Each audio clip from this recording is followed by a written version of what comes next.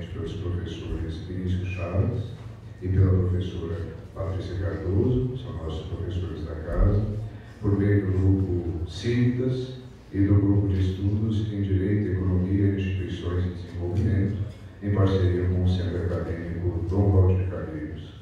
Registramos agradecimento ao Instituto de Ciências Humanas e Sociais de Volta Redonda, na pessoa do professor Luiz Alegão, a TV Universitária de Volta Redonda, na pessoa do professor Marcos Seixas, e a Liga Acadêmica de Direito, na pessoa do presidente João Antônio, e lembramos ainda que o registro de presença está sendo feito na entrada do auditório. Então, sem mais delongas, convidamos então para compor a mesa, chamando os professores Vinícius Figueiredo Chaves.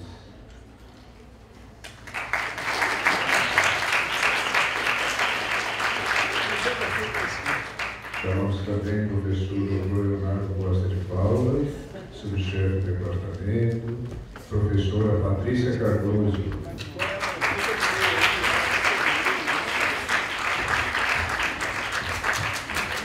Muita honra, muita alegria, doutora Heloísa Gomes Medeiros.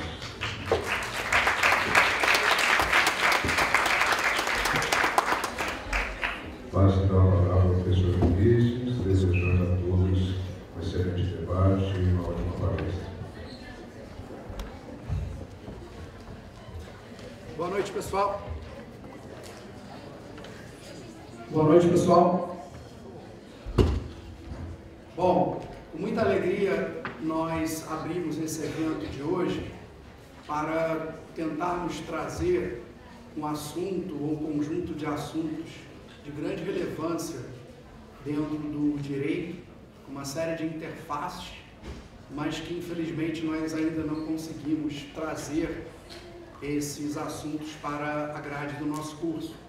Então a vinda da professora Heloísa nos enche de alegria por estarmos podendo apresentar a vocês as bases principais, os fundamentos dos direitos da propriedade intelectual, um tema de grande relevância, uma grande interface com a questão da inovação e, portanto, do desenvolvimento, através de uma série de direitos legais, proteções conferidas, como a professora mencionará, questões relacionadas a direitos de autor, a marcas, a indicações geográficas, patentes de invenção, modelo de utilidade e outros aspectos que ela com certeza irá abordar aqui hoje. Portanto, eu fiz questão de convidar também a minha grande colega, querida amiga professora Patrícia, não só pela afinidade acadêmica que temos um em relação ao outro, mas também muito em razão dos direitos da propriedade intelectual terem uma interface bastante significativa com o direito civil e também uma interface bastante significativa com o direito empresarial comercial. Então, sem maiores delongas, eu vou passar a palavra ao professor Leonardo, nosso vice-chefe, futuro chefe, não, subchefe do Departamento de Direito. Também uma alegria tê-lo aqui conosco na mesa. E na sequência a professora Patrícia, para que profira também a sua fala inicial, e depois a fala de maior importância, claro, da professora Heloísa, e no final a professora Patrícia e eu encaminharemos algumas questões a título de debate e também vamos abrir a participação de vocês, que entendemos tão importante quanto, por intermédio de perguntas, de colocações, de apontamentos que a professora Heloísa terá o maior prazer em responder, ok? Então, eu agradeço muito também ao nosso querido professor Leonardo, a quem passo a palavra, e, perdão, agradecer muito imensamente ao Centro Acadêmico, que foi nosso parceiro nessa iniciativa, através da pessoa do nosso querido discente Adilson, nos apoiou tremendamente para que a gente pudesse dar concretude a esse evento. Muito obrigado, Cadom, muito obrigado, Adilson, e muito obrigado a cada uma de vocês aqui presentes. Quando vocês se motivam, nós também nos motivamos a entregar, a fazer sempre mais e sempre melhor pelo curso com vocês.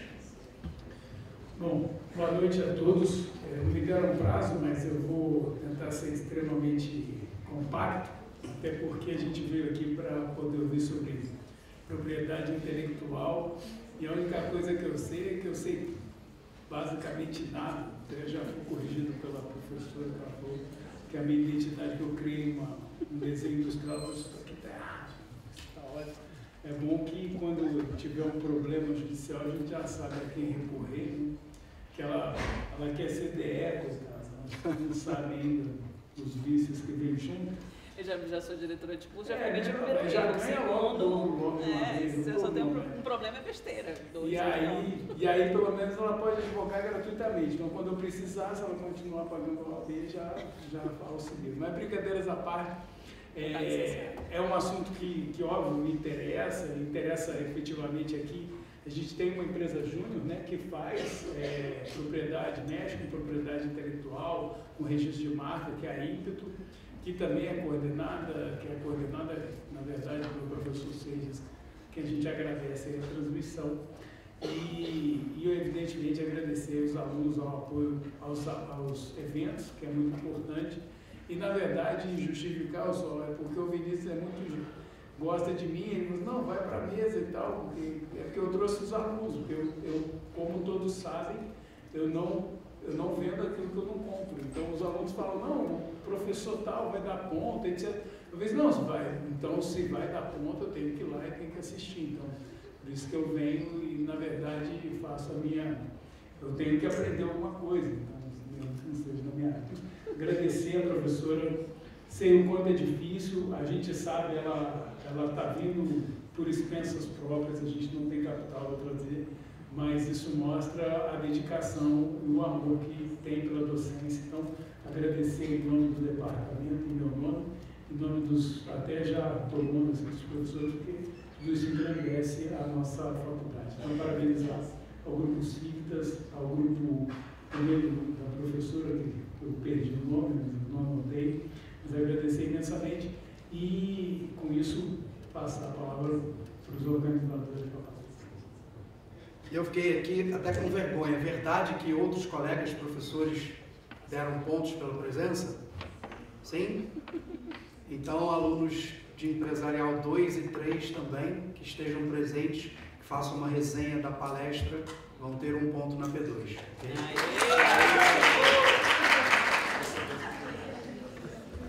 Não, porque Vitória, hein? Está com vergonha porque os outros. Não, os outros.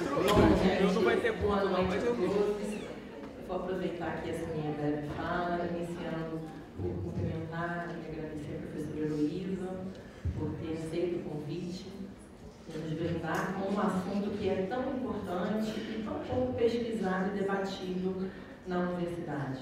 Nesse sentido, também gostaria de, mais uma vez, agradecer meu querido amigo, o professor Vinícius, por essa iniciativa. É uma tentativa nossa de aproximar o direito civil ao direito empresarial, de trazer mais eventos na área do direito privado. É uma ideia que já temos há muito tempo e que queremos colocar em ação. Então, não poderia ter tema melhor. Eu, como professora de direito civil e amante do direito de propriedade, acho que essa interface com a propriedade intelectual é fundamental, importantíssima e vai trazer uma nova perspectiva para vocês do próprio conceito de propriedade, do conteúdo de propriedade, como se protege determinada manifestação da propriedade que não é aquela clássica.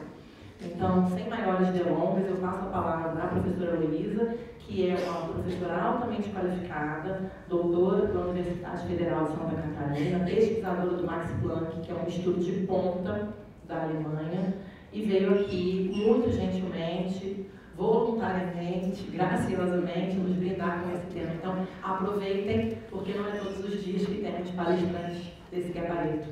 Sem maiores delongas, com a palavra a professora Heloísa.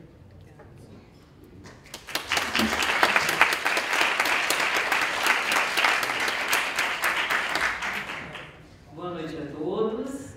É uma imensa alegria estar nessa noite aqui com vocês.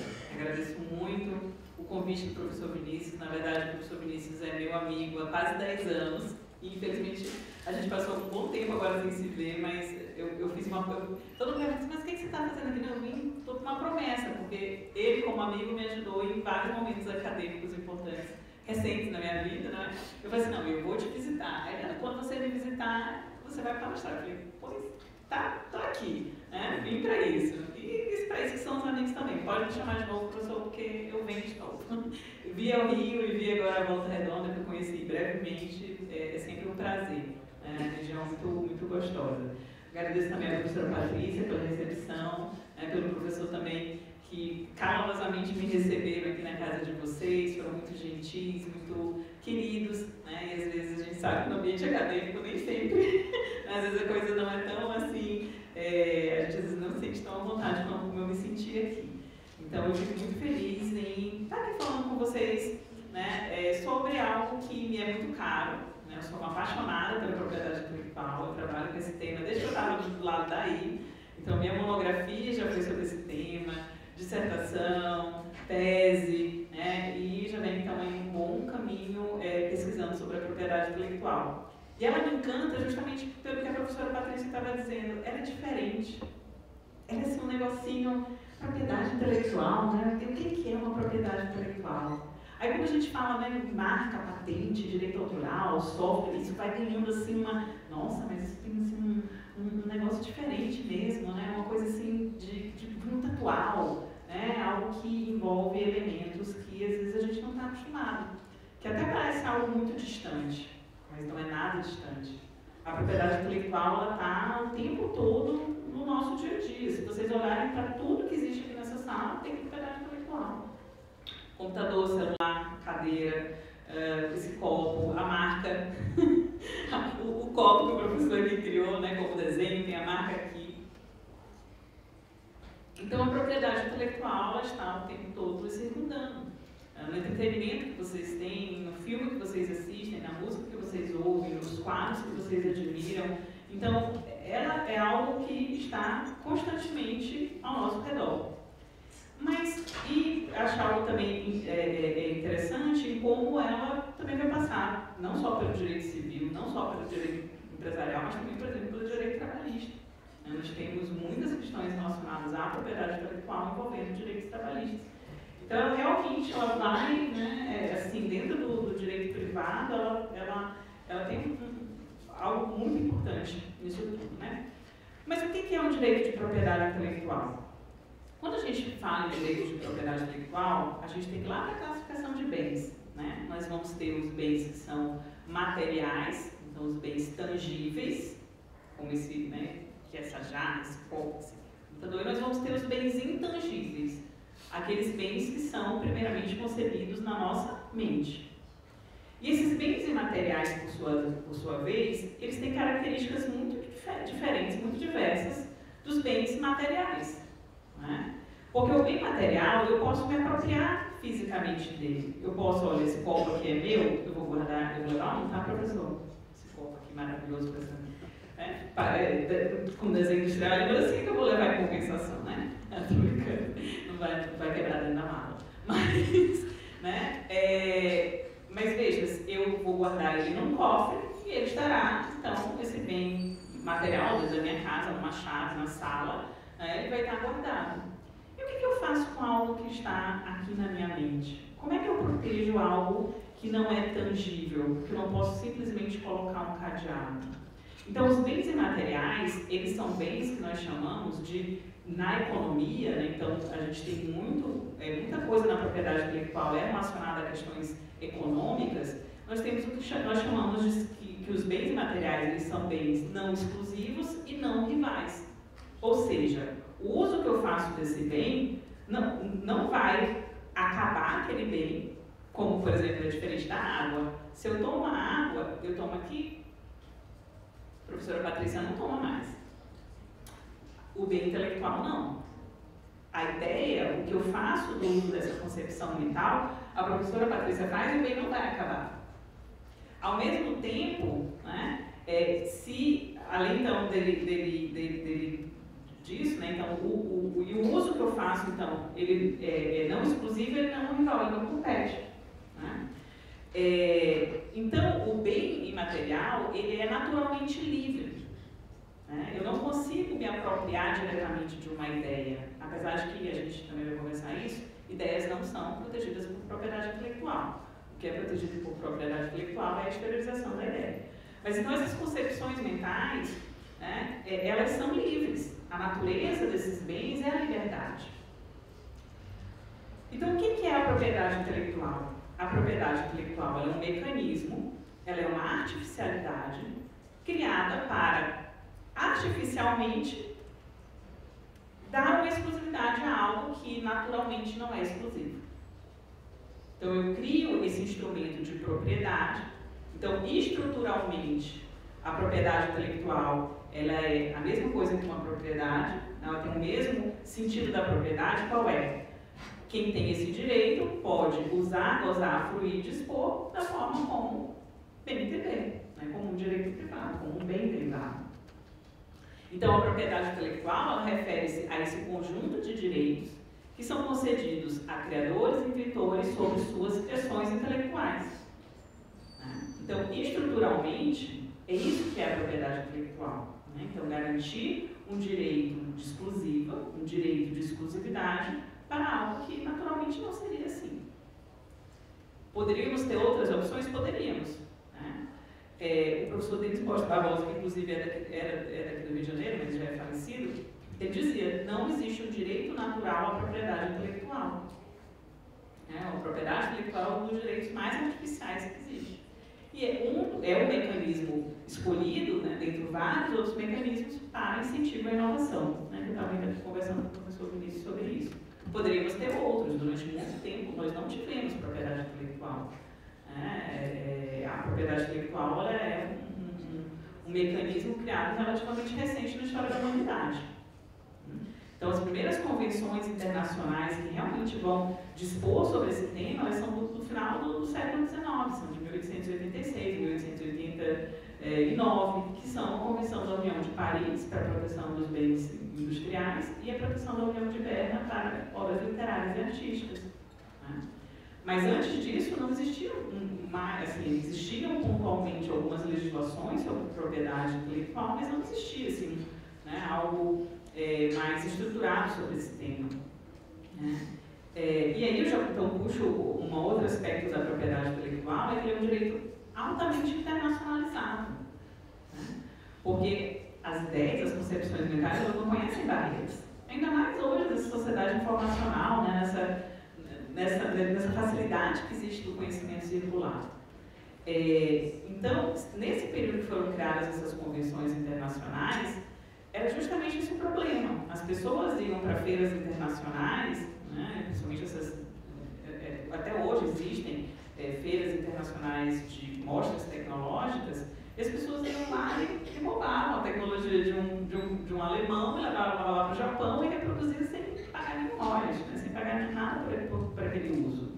E aí, as pessoas que participavam dessas feiras falaram assim, opa, pera lá, eu não vou mais participar da feira, o que está acontecendo comigo? E aí precisou-se, então, criar vários tratados internacionais para proteção desses eventos. Né? E aí uma das principais regras é o princípio que a gente tem de não discriminação do estrangeiro, ou seja, de não discriminação ao estrangeiro. De tratar, é o princípio,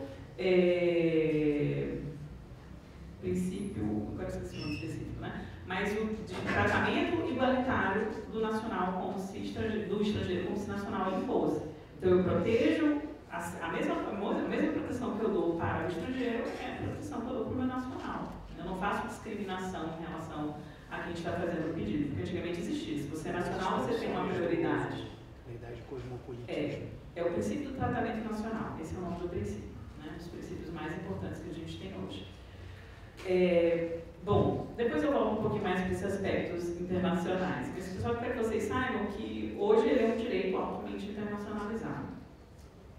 Bom, mas se estruturalmente ele tem essa aparência, né, ele se parece com o direito de propriedade, eu pelo menos defendo que funcionalmente o objetivo da propriedade intelectual é a concorrência. Né? Eu sigo uma linha autor italiano, o empresarialista, o professor Ascarelli, Túlio Ascarelli, né, que o professor Vinícius provavelmente talvez trabalhe com vocês alguns conceitos básicos ali quando vocês vão falar sobre a empresa, né, teoria polémica, não é, professor? Então, mais o Askin. Ah, é o Askin, esse é o Askin, eu já confundi, que horror, que professor empresarial horrível que foi agora. Os caras eram os maiores comercialistas. Mas ele é um dos maiores comercialistas, né? Não, mas eu confundi mesmo. Foi a letra A, desculpa. Mas o Túlio Ascarelli, então, que é, entre outras obras, né, ele tem uma obra que chama Teoria dos Direitos de Propriedade, Teoria Concorrencial dos Direitos de Propriedade Intelectual, onde ele coloca justamente isso, né, que a função da propriedade intelectual é gerar mais concorrência, o que parece contraditório, né, porque parece que, na verdade, eu quero uma exclusividade e que isso impediria outros de terem acesso a esse bem, mas, na verdade, o que me interessa é que os meus concorrentes saibam como funciona o que eu faço, né? Saibam como funciona a minha tecnologia, para que eles possam criar em cima disso. Porque o que acontecia antes de existir a propriedade intelectual? Se trabalhava muito com o segredo. A oposição da propriedade intelectual é o segredo industrial, né? E com o segredo ninguém sabe como funciona. Imagina. Se eu tenho uma máquina de moer café, né? Ou uma máquina de produção uma máquina numa fazenda que faz cava o buraco, bota as sementes, né? Faz toda essa parte de semeadura. E eu não ensino para ninguém o mecanismo que tem por trás dela, né? Eu posso ficar com aquilo ali só para mim para sempre. E aí os fazendeiros do lado vão continuar com uma péssima produção, ou não vão conseguir melhoramento. Mas a partir do momento que eu tenho uma patente, eu solicito uma patente, essa patente é otorgada, eu tenho que mostrar para todo mundo como é que aquilo funciona. Então o Vinícius, que também trabalha com isso, vai falar, opa, olha aqui. Ele vai poder aprender com o que existe e fazer melhoramentos. Quem que ganha com isso tudo? A sociedade. Porque nós vamos ter mais desenvolvimento tecnológico, nós vamos ter mais opções, nós vamos ter, né, mais conhecimento e mais opções. Então, a gente tem aí um ganho coletivo, um bem-estar social que vai ser conquistado com isso tudo. Então, a propriedade intelectual está muito ligada a essas questões econômicas, né, de maximização de bem-estar social, né, de uma teoria utilitarista do direito. Bom, então isso é mais assim, tudo isso foi para dizer o que é propriedade intelectual, né? A propriedade intelectual também, a gente tem que pensar ela por meio das suas, algumas características que ela tem. A propriedade intelectual também, ela é sempre um direito temporário. Então não existe nenhum direito de propriedade intelectual que é para sempre, né? Então a gente vai ter lá a patente que vai durar 15 ou 20 anos, a depender do tipo de patente. A marca é talvez o direito mais longo, porque ela vai ter você vai poder solicitar, enquanto você solicitar e pagar as taxas, você consegue, né, continuar com aquele direito. Porém, se você, por um acaso, não quer mais ter a marca ou deixar de pagar, você perde o direito também, né? Então, todo direito de propriedade intelectual vai durar um determinado tempo, né, que a lei estabelece. E, além disso, a propriedade intelectual é marcada pelo princípio da territorialidade. Ou seja, a propriedade intelectual ela só vai ter validade dentro do território do país que otorgou aquele direito e vai seguir as regras daquele país. Não existe uma propriedade intelectual universal que vale em todo e qualquer lugar. Então, se eu tenho uma patente no Brasil, para que ela tenha validade nos Estados Unidos, eu tenho que solicitar nos Estados Unidos, o órgão, o USPTO, tem que analisar e deferir o meu pedido e eu vou seguir as normas do direito norte-americano. E o direito norte-americano é diferente do brasileiro, que é diferente do japonês, que é diferente do chinês. Então, eu tenho mecanismos de fazer múltiplos pedidos, né, que é o PCT, é um tratado internacional chamado PCT, mas mesmo assim a análise ainda vai ser feita por cada um desses países. Existem ainda alguns outros tratados internacionais que vão aceitar algumas análises que são feitas por outros países, mas a decisão final ainda é feita por meio de cada um desses países, por meio dos seus escritórios nacionais. No Brasil, a gente tem o Instituto Nacional de Propriedade Industrial, INPI, que fica aqui no Rio de Janeiro, quem quiser conhecer, né? É um prédio, eu agora já não lembro mais o nome, mas eu já visitei algumas vezes. Como eu já sou um pouco mais velha do que vocês, eu visitei quando os processos ainda não eram eletrônicos. Hoje em dia é tudo peticionado eletronicamente, você não precisa mais ir ao INPI para protocolar um pedido, né? Mas eu cheguei a conhecer lá os... Olha, antigamente ficava numa praça. Perto da Santa Luzia. Eu fui lá. Lá perto da Praça Mauá. Praça Mauá, exato. Ainda é lá? Não sei. Acho que sim. Acho que ainda é lá. É um prédio bem grandão. E ele estava no governo federal passado, ele era ligado ao Ministério da Economia, mas agora ele voltou a ser ligado ao Ministério do Desenvolvimento, Indústria e Comércio. Né? Mas é uma monarquia federal. Bom, que mais que a gente pode falar? Bom, e a propriedade intelectual? Alguns outros doutrinadores e tratados internacionais vão definir a propriedade intelectual por meio dos seus tipos. Né? E aí nós vamos ter vamos dizer assim, classicamente, tradicionalmente, nós vamos ter dois tipos de propriedade intelectual. Nós vamos ter o que a gente chama de propriedade industrial e o que a gente chama de direito de autor e conexos. Né? O direito de propriedade industrial, ele está ligado ao direito empresarial. Né? Então, a gente está falando aí das patentes, das marcas, do desenho industrial, da indicação geográfica, né? Da concorrência desleal, que são, né? A gente estuda muito no direito empresarial vários atos que são considerados de concorrência desleal, e o direito de autor é mais conectado com o direito civil. Porque os direitos de autor, eles são, pelo menos no Brasil, né, no mundo, nós temos dois sistemas de direito autoral. Nós temos o sistema brasileiro, que a gente chama de sistema romano-germânico, também chamado de droit d'auteur, né, do francês. E a gente tem o sistema norte-americano, que é o copyright, né, que seria lá o direito de cópia. É a mesma coisa? Não, são sistemas bem diferentes. O copyright ele é muito mais voltado realmente para o direito de reprodução, então ele tem algumas liberdades diferentes, por exemplo, ele tem menos conexão com o direito moral, que o direito autoral ligado ao direito do droit d'auteur, né, desse romano germânico, ele tem uma forte conexão com os direitos de personalidade.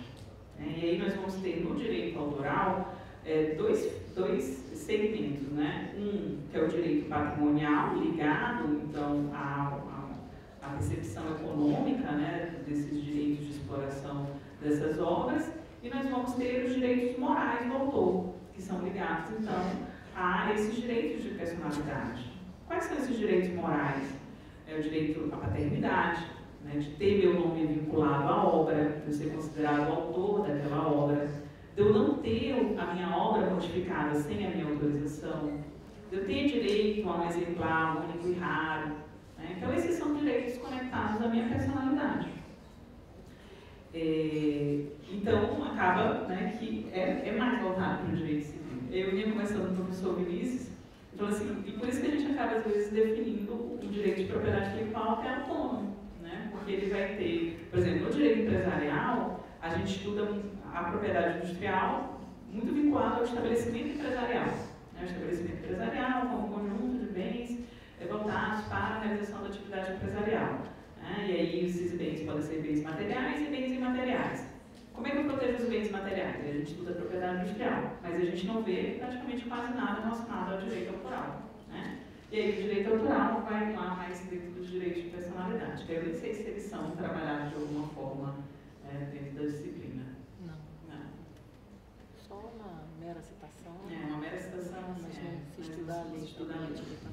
Bom, então a gente tem esses dois tipos de propriedade intelectual, que são uma classificação mais tradicional, então ligados à Convenção da União de Paris e da Convenção de Berna, mas, mais recentemente, ficou muito difícil a gente conseguir classificar alguns direitos que estão surgindo, algumas tecnologias que surgem, como algo voltado à propriedade industrial ou algo voltado para o direito autoral. Então, a gente criou uma série de proteções sui generis, como, por exemplo, a cultivar, que é voltado para a proteção de melhoramento genético de plantas, né? Existem tratados internacionais também voltados para isso, da UPOV. O programa de computador, então, o programa de computador, ele também tem uma proteção única, né? Que no Brasil segue o mesmo regime do direito autoral, com algumas especificações da lei de programa de computador. E nós vamos ter também a topografia de circuito integrado, que é basicamente quando você vê um chip de computador, vocês já viram que ele tem um mapinha, né? Aquela configuração, a depender de como ela está, vai significar menos economia de energia ou mais velocidade. Então, para a indústria do chip, essa proteção é bem importante, né? Aqui no Brasil a gente não usa tanto, mas em alguns outros países que são realmente produtores de chip, essa proteção ela é importante. E no Brasil também a gente ainda tem a proteção do conhecimento tradicional, né? Hoje é um trabalho que eu venho fazendo, é bastante bom. Eu estou na Universidade Estadual do Maranhão, e lá no Maranhão a gente tem muito forte a questão do conhecimento tradicional. Então, eu moro numa região onde a gente tem muitas comunidades quilombolas, né, e também muitas comunidades indígenas, né? Então, o uso do conhecimento dessa população, a você acessar esse conhecimento tradicional, existe uma série de regras dentro da propriedade intelectual para que você acesse de forma justa, né, com consentimento e de valorização e repartição desses benefícios, né, que você pode ter utilizando sobre esses bens. Então, também é algo que vem que eu venho trabalhando mais. É engraçado que quando eu comecei a estudar sobre propriedade intelectual, eu comecei com patente, aí depois eu vim para a marca, aí depois eu vim para o software, coisa que eu nunca achei que eu ia trabalhar. De repente agora eu já trabalhei, agora eu estou trabalhando com conhecimento tradicional, né? Então assim, a vida ela vai te desafiando, né? Quando você está no ramo, daqui a pouco, enfim, né? Vamos ver onde é que você vai me levar. Estou trabalhando também agora com indicação geográfica, né? Então, acho que eu estava te contando, né, Vinícius? Eu tenho um projeto que pretende fazer, pelo menos tentar organizar a população onde eu estou para uma indicação geográfica de um queijo. A indicação geográfica é quando um produto ou um serviço ele tem a sua reputação ligada a uma região. Por exemplo, todo mundo já ouviu falar de champanhe, né? Champanhe é o espumante da região de Champanhe na França. Isso é uma indicação geográfica. Ou vinho do Porto, né? Ou, enfim, aqui no Brasil a gente tem vários. Vale dos Vinhedos. Né? Aqui no Rio tem o queijo da canastra, né? Que é aqui próximo. Então, existem, né, esses produtos que vão ser reconhecidos em decorrência da sua região. Então, eu estou trabalhando com a indicação geográfica de um queijo lá do Maranhão, que é um queijo de búfala. E ele é um queijo que é entre o queijo, a gente nem sabe classificar ele é entre o queijo coalho e um queijo manteiga. Né? Então ele tem características bem únicas e que são ligadas à tradição, né? A como se iniciou essa receita, veio que foi de família em família. Os búfalos não são originários da região, na verdade, não são do Brasil, né? Tem todos da Índia, mas os nossos vêm da ilha de Marajó, né? Enfim, então é uma história bem interessante. A gente começou a trabalhar com isso também lá. Tá? Então, gente, acho que deu para vocês assim, compreenderem, não é? O que é a propriedade intelectual, né? Tanto do ponto de vista mais conceitual, né, como também desse ponto de vista mais dos tipos que compõem a propriedade intelectual. Tá? Bom, e vejam, qual que é a importância dessa propriedade intelectual? Né? Ela vai estar ligada diretamente à valorização da empresa, à valorização de um artista, né? A trazer uma exclusividade no mercado. Se eu consigo um título de propriedade intelectual, eu vou atuar terceiros para que eles utilizem, eles vão ter que ter a minha licença, eles vão ter que pedir a minha autorização. Então, eu posso tanto explorar exclusivamente aquilo no mercado, como eu posso também ter um retorno, não é, por meio de licenciamento e o pagamento de royalties. Então, quando a gente ouve falar em royalties, é justamente o valor pago para o uso de uma tecnologia, né, para o uso de algo que é protegido pela propriedade intelectual. Tá? Então, você pode ter, é uma estratégia de funcionamento do seu negócio. Eu sempre falo assim para os meus clientes ou para os meus... Ainda tem clientes que daqui a pouco eu não vou poder mais, mas eu já estou até licenciada da OAB. Mas os meus ex-clientes... Consegui. Aqueles não licenciam. É mesmo? Não licenciam para Deixa suspender. Não licenciam. Eles falam para suspender. Ah, não, a minha está Quer dizer, cancelar, porque na verdade você não pode licenciar. Aí para você voltar, você vai ter que ter uma nova OAB. Que delícia! Não, lá eu nem sabia disso. Eles falam que não impede, mesmo sendo dela, não impede. Mesmo em essência não impede. Eu não sabia disso, não. Mas você aproveita, que aqui o nosso não impede. Enfim. Mas cada dia a gente trabalha com... Cada dia vai ser um dia, um dia de cada vez. Vou para lá e suspendo lá. Pois é. Bom, então, é uma coisa que eu sempre coloco, né? O empresário, quando ele monta o seu negócio, ele coloca grades, ele coloca alarme, não, ele faz toda uma estrutura, bota na chave, mas a sua propriedade intelectual ele deixa assim como, isso aqui não precisa proteger. Então, muitos dos meus ex-clientes, o que mais aparecia era problema com sua marca, que é a coisa mais simples, né? Vocês agora que estão com a empresa júnior sabem o quão simples é o registro de marca e que não é tão caro assim. Né? Se você for uma pequena empresa, uma empresa de pequeno porte, o preço ainda sai mais barato ainda. Né? Então, é um pouco falta o profissionalismo, né, de você pensar, poxa, eu tenho aqui um patrimônio, eu preciso proteger esse meu patrimônio.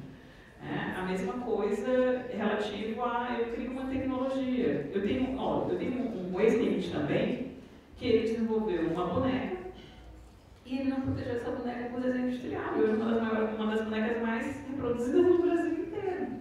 Né? E assim, o que a gente pode fazer? Nada. Absolutamente nada. Muito, não compreendo. Né? Nem a Messeri não compreendeu por que ele não fez nada. Né? Então, sempre, né, existe essa questão. Bom, Vinícius, ainda tem quanto tempo aí para falar? Eu já falei 28 minutos. Então, para as plantagens, então, Estamos aqui para ouvir. vamos embora. Bom, então, uma outra diferença também interessante entre a patente e entre essa questão, então, da diferença entre a propriedade industrial e o direito autoral, é que os direitos de propriedade industrial, eles são constitutivos. Né? Então, você precisa ter a patente, ter o registro do desenho industrial, ter o registro da marca, da indicação geográfica, para que você seja considerado o titular daquele direito. Tá? Sem o registro, você não é o titular. No direito autoral, isso é completamente diferente. O registro do direito autoral, ele é meramente declaratório. Isso significa dizer que o registro, na verdade, ele é facultativo. Você não precisa ter um registro do direito autoral para você ser considerado o autor de uma obra. O registro no direito autoral, ele funciona apenas como uma prova de anterioridade. Mas se você tem outra prova de anterioridade, essa prova será considerada para além do registro. Então, no direito autoral, interessa quem primeiro fez a obra. Né? Na propriedade industrial, é quem primeiro depositou. Então, é o conceito de first to file e first to invent, né? Que seriam os dois conceitos que estariam por trás dessa questão. Né? Então, isso também é algo bem significativo que diferencia um regime do outro. Então, na propriedade industrial, eu protejo lá no INPI, então é no INPI que eu vou registrar patente, marca, desenho industrial, indicação geográfica. E o direito autoral, se eu quiser registrar, vai depender da natureza jurídica daquele bem. Né? Então, se for, por exemplo, uma obra de arte, na Escola de Belas Artes do Rio de Janeiro. Se eu quiser uma obra cinematográfica, no Cine. Se eu quero uma obra musical, na Escola de Música do Rio de Janeiro. Tudo por aqui, gente. Tudo aqui com vocês, né? Vocês verem como é que o negócio aqui fica. Então, vai depender do tipo de obra. Por exemplo, uma obra arquitetônica, né? No Conselho de Arquitetura. Só o software que é diferente. O software ele é protegido por direito autoral, mas o seu registro é feito no Instituto Nacional de Propriedade Industrial. Né? Mas o INPI não vai fazer nenhuma análise de mérito. Né? O INPI não vai fazer, como por exemplo, na patente não. Na patente ele vai analisar se tem todos os requisitos. No software ele apenas vai guardar sob sigilo o código-fonte. E aí, depois, se precisar ter alguma necessidade de prova no judiciário, é que o INPI vai, então, dar esse código-fonte para o juiz, né, para que ele possa, então, analisar as provas. Tá? Bom, vamos falar, então, um pouquinho sobre cada um dos direitos de propriedade intelectual. Né? Então, o primeiro deles, eu acho que assim, o mais famoso, talvez seja a patente. Né? Então, o que é patente? A patente, ela basicamente, ela é uma solução técnica para o problema técnico. Né? Então, ela é algo extremamente do estado da técnica. Né? O professor Vinícius está agora falando, quem era o professor que falava sobre isso? Calixto Salomão. Né? Que nós vamos ter o estado da arte e o estado da técnica. Então, a propriedade industrial está no estado da técnica. Né? O direito autoral está no estado da arte. Então, a patente, ela visa solucionar um problema técnico, né? É uma solução técnica para um problema técnico. E nós vamos ter, então, o direito exclusivo concedido sobre invenções e modelos de utilidade. O que é uma invenção? A lei ela não diz exatamente o que é uma invenção, ela apenas diz quais são os requisitos que compõem uma invenção. Então, o artigo 8º da lei, e aí nós vamos ter duas leis principais, tá, gente? A Lei 9.279, que é a Lei de Propriedade Industrial, e a Lei 9.610, que é a Lei de Direito Autoral. A invenção, no artigo 8º, coloca que é patenteável a invenção que atenda aos requisitos de novidade, atividade inventiva e aplicação industrial. Então, a invenção é aquela solução técnica para um problema técnico que tenha novidade, atividade inventiva e aplicação industrial. Já o modelo de utilidade, a gente diz que ela é uma pequena invenção, ela é uma pequena invenção, porque ela não vai exigir critérios tão rigorosos como a patente da invenção. Né? Porque, por exemplo, né, quando eu falo em novidade na invenção, é uma novidade absoluta, não pode ter existido em lugar nenhum, não pode existir um artigo escrito sobre isso, nem em japonês, nem em chinês, nem em russo, em nada. E, gente, o examinador de patente, ele analisa em todas as línguas. É um trabalho, assim, suado. Né? Lógico que eles têm hoje, também que nós temos programas muito sofisticados para fazer isso, né? Para fazer essa busca, que a gente chama de busca de anterioridade. Gente, assim, uma concessão de uma patente demora muito tempo. Demora 7 anos, 8 anos, exatamente por isso, porque imagina a quantidade de pedidos que existe de patente no Brasil, e como todos os órgãos administrativos brasileiros, um número mínimo de avaliadores, todos com doutorado e salários pequenos, né? Também, né? A gente sabe como são os salários brasileiros, né? E aí eles têm um backlog gigante para analisar e acaba sendo bastante demorado. Mas não é demorado só no Brasil, ele é demorado no mundo inteiro porque é um procedimento complexo de ser feito, né, que analisa então novidade absoluta. Ainda se exige na patente de invenção uma atividade inventiva. O que é atividade inventiva? É também chamado de critério de não obviedade, né, que aquilo não seja óbvio para o técnico no assunto. Então, se eu sou químico, eu sei que se eu juntar A mais B vai ser igual a C. Isso aqui é óbvio. Então, não tem atividade inventiva. Né? Então, o técnico, por isso que eu falei para vocês, olha, o analista de patente, ele vai ter doutorado naquela área, ele vai ser um químico com doutorado. Então, ele sabe o que é óbvio e o que não é. Né? Ele só vai conceder a patente para aquilo que não é óbvio. E aí você também vai ter a aplicação industrial. A aplicação industrial é você, né, reproduzir no estilo fordista mesmo. Porque aquilo que não é replicável, não é industrializável, também não vai merecer a proteção pela patente. É arte, né? É aquilo que você só faz uma vez, é mais arte do que algo técnico. E o modelo de utilidade, então, vai ter exigências menores. A lei diz, é patenteável como modelo de utilidade o objeto de uso prático ou parte desse, suscetível de aplicação industrial, que apresente nova forma de disposição, envolvendo ato inventivo, que seria menor do que a atividade inventiva, que resulte em uma melhoria funcional. Então, ele não está exigindo uma novidade absoluta, né, no seu uso ou em sua fabricação. Então, há exigências bem menores. Então, por exemplo, quando a gente vê um microfone como esse, né, um microfone de cabo, provavelmente ele foi uma invenção. Mas, a partir do momento em que eu tenho, né, talvez do de cabo para o sem cabo seja uma outra patente de invenção. Mas, por exemplo, normalmente o sem cabo, ele tem um botão aqui que faz isso e aquilo outro. Ah, aí depois eu crio um botão que faz uma outra coisa. Isso são modelos de utilidade, né? Então, e modelo de utilidade é muito importante também. E às vezes os inventores eles esquecem que algo, mesmo que não seja uma invenção, é um modelo de utilidade. E a proteção da patente de invenção ela é de 20 anos e do modelo de utilidade são 15. Então você ainda tem ali algo muito mais simples de conseguir e que tem um direito de exclusividade bastante longo para o direito. Bom, a patente pode ser ainda de produto ou de processo. Então você tem objetos físicos, produtos, substâncias, composições, aparelhos, aparatos, né, remédio, tudo isso é considerado produto.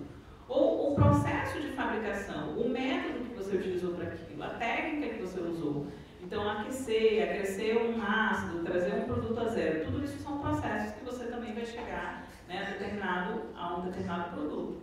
Então, às vezes eu vou ter uma patente de produto, às vezes eu tenho uma patente de processo, mas eu também posso ter uma patente que junta produto e processo no mesmo pedido, né? Isso também é algo bem interessante. Bom, vamos falar aqui agora de um outro direito que são as marcas. Eu acho que talvez vocês já estejam mais familiarizados.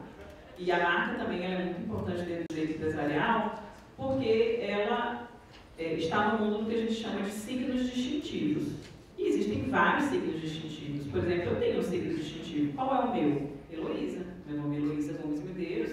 Então, o meu nome é a forma como eu me distingo do Vinícius, né, do professor Vinícius, que é Vinícius Chaves. Então, os signos distintivos são essas palavras que vão distinguir um produto de outro, um serviço de outro, uma pessoa de outro, uma pessoa jurídica de outro. Então, por exemplo, um nome empresarial é um signo distintivo. Um título de estabelecimento é um signo distintivo, né? Uma expressão de propaganda também. E a marca nada mais é do que um signo distintivo. Então, um signo distintivo que visa diferenciar produtos e serviços. Então, quando eu chego no supermercado, como é que eu vou saber que um leite é o leite que eu gosto? Por meio da marca que ali está colocada, né? Então, o direito de marca ele é muito conectado também com o direito do consumidor.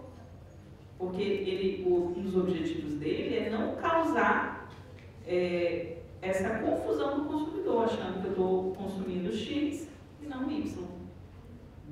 Então, por isso que é um direito que é do empresário, mas é também de respeito ao consumidor, né? O seu direito de ter a identificação da origem do produto que ele está consumindo.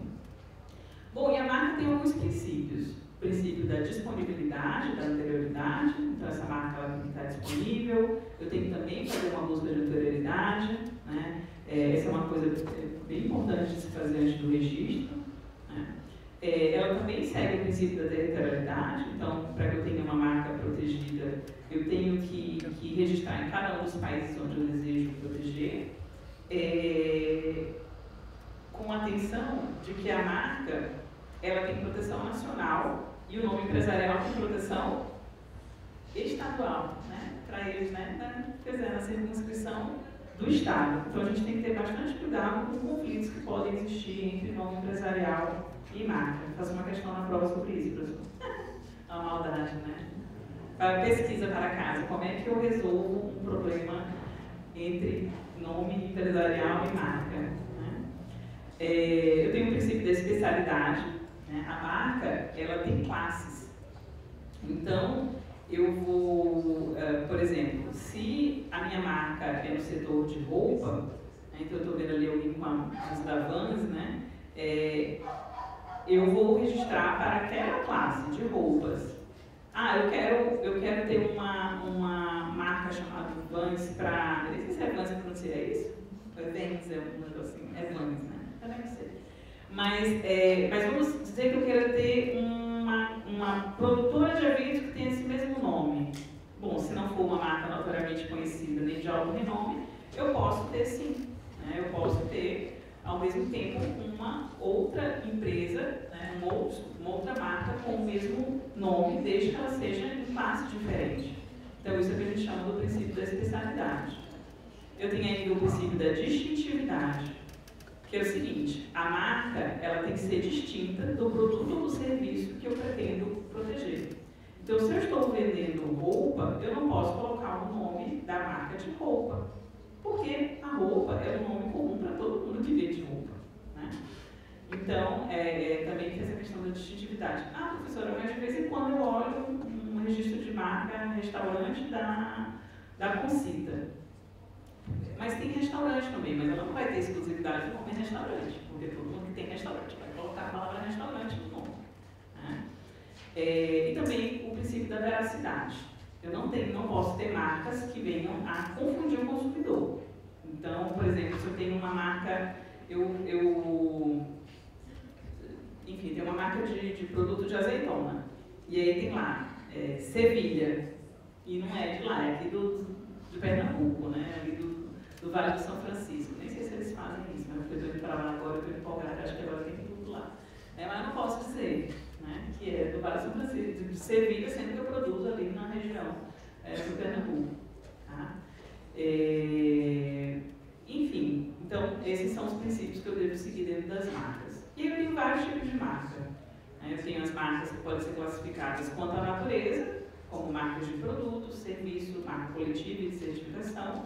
E eu tenho marcas quanto à forma. Então eu tenho marcas que são classificadas como nominativa, figurativa, mista e tridimensional. Bom, de produto acho que vocês já estão acostumados, né? Então, por exemplo, Natura, McDonald's, tudo isso é de produto. Serviço, Itaú, de banco, Gol, transporte aéreo, né? A marca coletiva ela é bem interessante porque ela é voltada para para uma coletividade. Então, por exemplo, eu tenho produtores de café, né, de uma determinada região. Eles podem criar uma marca que todos aqueles produtores daquela região podem utilizar aquela marca, né, ali nos seus produtos. E isso acaba trazendo uma reputação para aquela região. Né? E eu tenho a marca de certificação, que é quando eu viso atestar a conformidade de determinados produtos ou serviços com algumas normas. Então, por exemplo, quando eu falo em ISO 9001, é porque é uma certificação de padronização. Né? Eu estou falando ali de uma marca de certificação. Ou quando eu falo em MEDO, é uma certificação industrial. Né? Então, ela visa dizer que aquele produto segue as regras daquele órgão. Tá? E aí elas podem ser também nominativas. Na nominativa, eu protejo o nome, por exemplo, Natura, Petrobras, Maizena. Né? A figurativa é quando eu protejo a figura. Então, quando eu tenho aquele negocinho assim, né? Nike. Né? Todo mundo sabe, a Nike. Ou a Apple, que é essa maçãzinha, todo mundo já sabe que essa é uma marca figurativa. Né? Eu tenho a marca mista, que é quando eu tenho tanto os elementos nominativos quanto os elementos figurativos. E aí, basicamente, a maior parte das marcas são marcas mistas. Então, tudo quanto é louco que a gente vê, né, são normalmente marcas mistas. Eu tenho as marcas tridimensionais, que protegem, então, a forma tridimensional. Como, por exemplo, o chocolate Toblerone, né? Aquela forma tridimensional, ela também é considerada uma marca tridimensional. Bom, e aí tem o que a gente chama ainda dentro das marcas, a marca de alto renome, que ela é uma exceção ao princípio da especialidade. Né? O que era o princípio da especialidade? Vocês lembram? A professora já falou tanta coisa. Mas é que a marca, né, ela tem uma determinada classe. Se uma marca ela é considerada de alto renome, ela não vai respeitar isso, ela vai ser protegida em todas as classes. Né? E esse reconhecimento é feito pelo INPI. Por exemplo, então, uma marca que é de alto renome, a Que Bom, né, o sorvete Que Bom, é uma marca de alto renome. Significa que eu não posso ter nada, nenhuma classe que se chame Que Bom. Né? Então, não posso ter roupa, não posso ter restaurante, não posso ter produtora. Ela, né, é só da Que Bom e só para produtos alimentícios. E além da marca de alto renome, a gente tem o que a gente chama de marca notoriamente conhecida. Que aí, ao invés de ser uma exceção ao princípio da especialidade, ela é uma exceção ao princípio da territorialidade. Ou seja, ela vai ter proteção qualquer, mesmo que ela não tenha sido solicitada a proteção no Brasil, ela vai ser protegida também no Brasil. Por exemplo, aqui eu tenho aqui um caso que é da Harrods, né, que é uma grande loja da Inglaterra. Ela nunca foi solicitado o pedido aqui no INPI que se protegesse essa marca.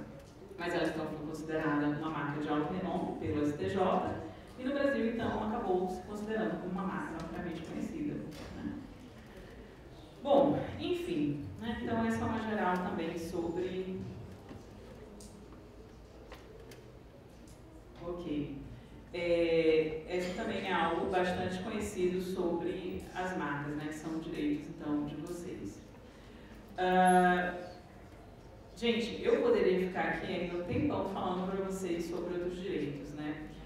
O desenho industrial também, que é uma coisa bem interessante, eu protejo a forma plástica ornamental dos produtos, então o que a gente chama de design, né? Eu vou ter ainda, o último direito aqui que eu trouxe mais específico foi o programa de computador. Né? O programa de computador, então, vocês já ouviram falar, vocês sabem o que é um programa de computador? O programa de computador é um conjunto de instruções, né, que é escrito numa linguagem específica para que uma máquina funcione de uma determinada forma, né, para que ela entregue o resultado esperado. Então, dentro de um programa de computador, né, eu vou ter o que a gente chama de código-fonte e código-objeto. O código-objeto é a linguagem que a máquina compreende e o código-fonte é o que o programador escreve. Alguém que programa?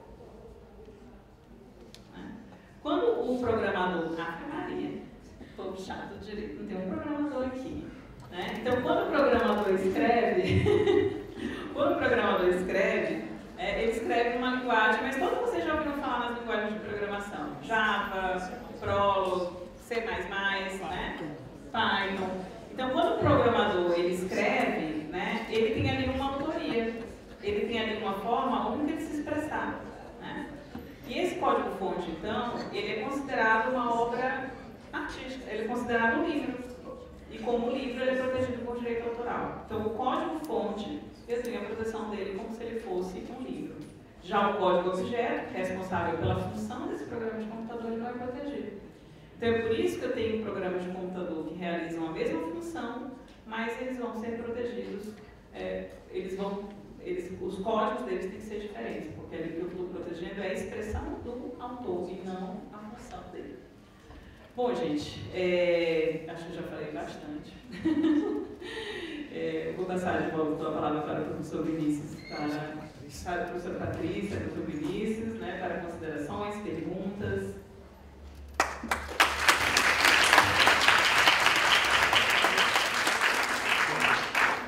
A Patrícia já está com 500 anotações. Eu acho que ela que fez o resumo, ela merece 2 pontos. Então, ganha 2 pontos, né? Ninguém pode faltar, acho que no próximo mês, aí eu ganho 1 ponto para cada presença. Brincadeira, não fiz um resumo aqui da palestra, eu coloquei várias coisas que gostaria de esclarecer também, mas vou começar inicialmente, mais uma vez, professor, parabéns pela palestra, muito clara, muito didática, então quem nunca ouviu falar consegue compreender. E essa era a nossa intenção, que os alunos tivessem acesso a esse conhecimento. Fiquei até pensando aqui, eu jogar a bola para o professor Vinícius e também para Leonardo, né? Quem sabe nós não poderíamos ter uma eleitiva aqui oferecida sobre esse assunto, que pudesse ser ministrada de forma remota, alguma professora de algum outro local, que não o Rio de Janeiro, né? Eu acho que é algo que a gente pode pensar para robustecer a nossa grade dentro do direito civil e do direito empresarial também, né? Por que não? Podemos conversar sobre isso, não sei se... Acho voto vencido, lembra? Na reunião do departamento? Já tem muito tempo. O que fazer com a nova vaga? Aí eu brinquei, pô, o Leonardo quer direito penal 75. Vamos colocar empreendedorismo, inteligência artificial. Acho que a gente pode, enquanto não tem, né? De repente tem novas vagas, mas enquanto não tem, a gente pode fazer alguma espécie de cooperação ou convênio para poder ser online, enfim. Né? Acho que é uma coisa, um tema que precisa ser aprofundado. A gente também não vê direito concorrencial. São temas que precisam também aqui de mais estudo, considerando a própria vocação da cidade, de Volta Redonda, o nascimento da cidade, que tem a ver com a industrialização, a posição geográfica da cidade, é algo para a gente pensar. Mas, enfim, muito obrigada mais uma vez, mas vou aqui fazer algumas considerações para os alunos e depois colocar aqui para o debate, em especial para aqueles que já fizeram direitos reais. A professora falou muito das características da propriedade intelectual, falou da função, falou da exclusividade. Olha as características da propriedade clássica, que é pautada na corporeidade. Os direitos reais, classicamente considerados, eles tratam das coisas, coisas entendidas como bens corpóreos, tangíveis, materiais. Quando a gente sai dessa esfera da materialidade, da corporeidade, saímos dos direitos reais e vamos para outras especializações. Mas é muito interessante que a professora disse, a exclusividade, ela não é natural. E na propriedade, ela faz parte de um dos próprios atributos. Na propriedade para os direitos reais, ela é um atributo clássico, sem o qual a propriedade não se configura. Então, esse diálogo com o direito civil e também com a propriedade intelectual é fundamental. Ela falou também dessa questão dos direitos de autor e da propriedade intelectual. Olha como o direito civil, o direito privado, ele é intercomunicável, ele vai dialogando. Então, numa palestra da professora, ela dialogou com o direito civil, com o direito empresarial, com a questão do direito concorrencial, que uns colocam como ramo autônomo, outros colocam dentro do direito empresarial. Então, como é importante que nós tenhamos acesso a esse tipo de palestra. Mas queria só chamar essa atenção e, professora, perguntar, fiquei com algumas dúvidas aqui, anotando um monte de coisa super empolgada com a sua palestra, que foi a questão da Herald. Eu queria saber melhor esse leading case, porque minha pergunta seria o seguinte, considerando que não houve nenhum pedido relativo à marca no Brasil, como é que foi esse leading case? De ofício, então, uma marca que é notória, pode ser reconhecida como tal, sem passar por todos os trâmites? Essa seria a minha primeira pergunta. Eu queria ouvir vocês também. Bom, esse caso, na verdade, a base dele de julgamento foi o Tratado Internacional. Né? Então, foi a Convenção da União de Paris, que o Brasil é signatário, e que garante que o Brasil, né, dá essa proteção às marcas notoriamente conhecidas. Então, no Brasil, nós não tínhamos, até há pouco tempo, não tínhamos um procedimento para as marcas notoriamente de alto renome, que aí agora que se inventou esse procedimento de NPI, mas nós ainda não temos um para essa notoriamente conhecida. Então, é necessário que o reconhecimento venha pelo Poder Judiciário. Então, nós ainda não temos um mecanismo interno de fazer esse reconhecimento. Então, por isso que, e antigamente, as outras também eram necessárias e ingressarem por esse sistema. Então, é só isso, é falta realmente de um procedimento mais acertado sobre como fazer isso no administrativo. Mas provavelmente deve ter alguma discussão. E essa decisão é de como? Boa pergunta. Vamos ver aqui. Deixa eu ver se tem aqui.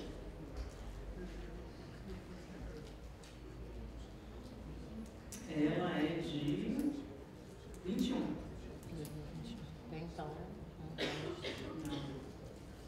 e só mais uma pergunta também, aí eu vou pedir também que o professor Vinícius, caso queira, faça essa intervenção, que é uma colocação também da repercussão para o direito do consumidor. Mais uma vez, olha como as matérias vão se complicando. Não adianta saber só um pedacinho de uma coisinha, você tem que ter uma visão mais global, ainda mais para aquele que pretende trabalhar auxiliando pessoas jurídicas, empresas, empresários, tem que ter uma visão mais global. Eu queria que a professora falasse um pouco de situações de marcas que têm a mesma sonoridade. Não são nomes iguais, mas eles são iguais. E isso pode gerar no consumidor uma falsa percepção da realidade, eventualmente um erro ao contratar.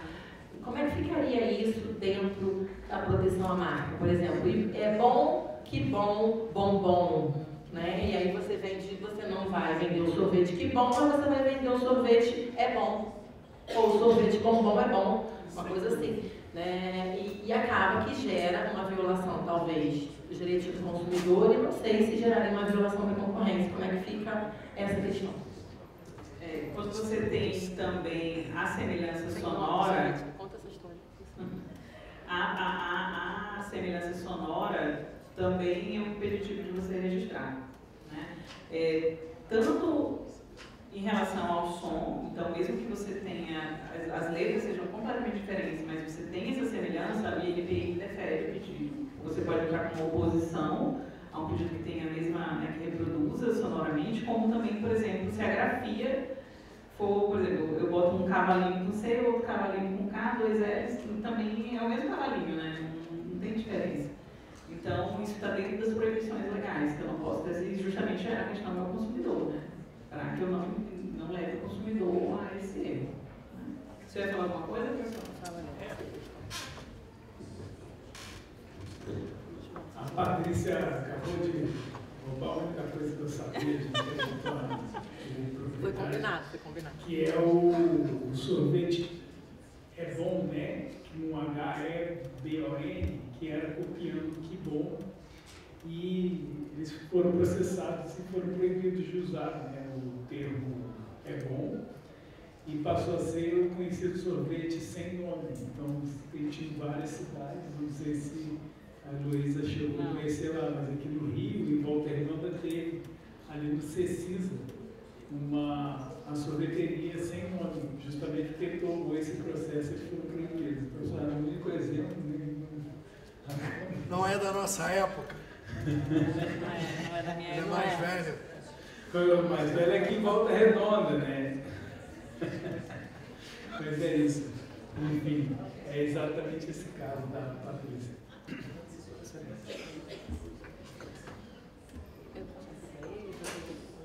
Já terminou? Não posso deixar de falar, mas eu teria um milhão de coisas para perguntar, mas acho melhor passar para os alunos. Pode, se eles Alguém tiverem tem alguma alguma pergunta, pergunta? aí nós complementamos. Opa, maravilha. Pode vir aqui. Depois eu vou colocando, né? Porque senão tiro a oportunidade dele.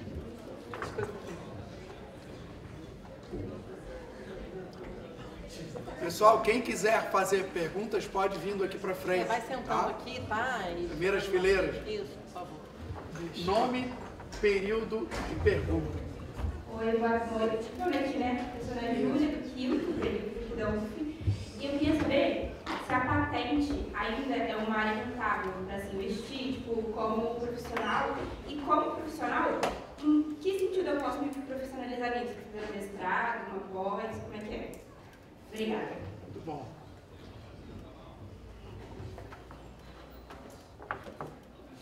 Bom, a área da patente é bastante interessante, né? Tem poucos profissionais no Brasil, não vou dizer assim, mas eu acho que a maior concentração de profissional provavelmente é no Rio de Janeiro. Justamente porque o INPI é aqui, né? Então, existem grandes escritórios voltados para a propriedade intelectual, principalmente em Rio e São Paulo, né? E assim, existem várias formas de você trabalhar com patente, né? Uma coisa é se você é o inventor, mas aí quem faz direito não é exatamente o inventor, né? É que vai administrar, vai fazer a gestão dessa patente. Então, o que você normalmente pode fazer, né? Normalmente o inventor vai te procurar, ele vai querer proteger aquele invento, E aí você vai ser responsável pelo pedido de patente. Então, nós, advogados, temos essa habilitação para realizar, né, para sermos representantes dessas pessoas no INPI. Então, existem poucos profissionais que podem fazer isso. Quem pode fazer? Apenas o próprio inventor. Existe uma profissão que a gente chama de agente de propriedade industrial, mas para que você seja agente de propriedade industrial, você precisa fazer uma prova. E o advogado. Então, nós, como advogados, não precisamos fazer nenhuma prova, não ser da OAB, para peticionarmos em nome do inventor. Então, para isso, você tem que saber patentez, né? Que é saber redigir uma patente. Então, existem cursos do próprio INPI que te habilitam a saber fazer a redação de uma patente. A patente ela é composta por vários pontos, né? Mas para o advogado, o mais importante são as reivindicações. Né? Então, o que vai ser efetivamente protegido é você vai ter que demonstrar na patente, né? O estado da arte, o que existe já no mundo e no que a tua patente, do que a tua invenção ou do teu cliente está sendo diferente do resto. Né? Onde é que vem a novidade, a atividade inventiva. E aí você traz, dos casos que já existem, né? Você traz todo o estado da arte. Aí no final você trabalha com as reivindicações. Né? Então, o que eu estou ali reivindicando? É a proteção do produto, do processo? Exatamente o que no processo? Exatamente o que no produto? E aí você aprende essa linguagem. Aí tu pode peticionar e acompanhar todo o processo. Né? E aí tu acompanha esse processo pro resto da vida. Nos próximos 20 anos você vai ter que acompanhar esse procedimento. Né? Para saber se você vai ter que acompanhar o exame, fazer toda a gestão mesmo. E tem muitos escritórios de advocacia que fazem isso. E assim, são valores consideráveis para você fazer a administração disso. Né? Mas é algo extremamente diferente, não é algo trivial, você realmente tem que fazer cursos específicos. Mas uma vez que tu inicia, vai que vai. Começa pelos cursos do INPI, eles têm muitos cursos gratuitos, aproveita que está no Rio, provavelmente que tu consiga os cursos presenciais. Hoje em dia é cada vez mais raro eles fazerem cursos presenciais fora do estado do Rio de Janeiro. E também tem cursos interessantes da Organização Mundial da Propriedade Intelectual. Eles são cursos online, gratuitos e valem muito a pena fazer. Você vai sair com uma certificação da OMP, né, da Organização Mundial da Propriedade Intelectual. E quando eu fiz, eles ainda mandavam, gente, o negócio tá feio, né? Eles ainda mandavam um certificado de Genebra, assim, impresso, era bem bonitinho. Hoje em dia é tudo online. Mas é super bacana. Então, começa por aí, depois tu vai encontrando outros cursos. Eu sei, acho que na PUC, aqui no Rio, tem um curso de propriedade intelectual, né? Enfim, você vai, uma hora você... Aqui também tem vários eventos importantes. Existe, outra dica. O INPI tem a sua própria mestrado e doutorado profissionais, né? Então, também aqui, né? E você pode fazer também, que você dá bastante com isso. Muito obrigada. De nada.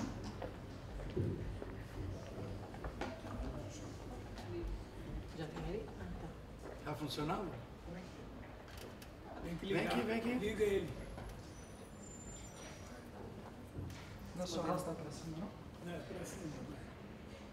A atividade está muito complicada. Pega esse aqui mesmo. Opa, Alô. Foi. Fala mais alto, projeta a voz e a... Nome, período, pergunta.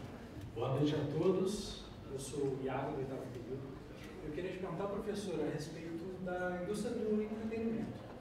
Recentemente a gente viu algumas obras famosas caindo em domínio público.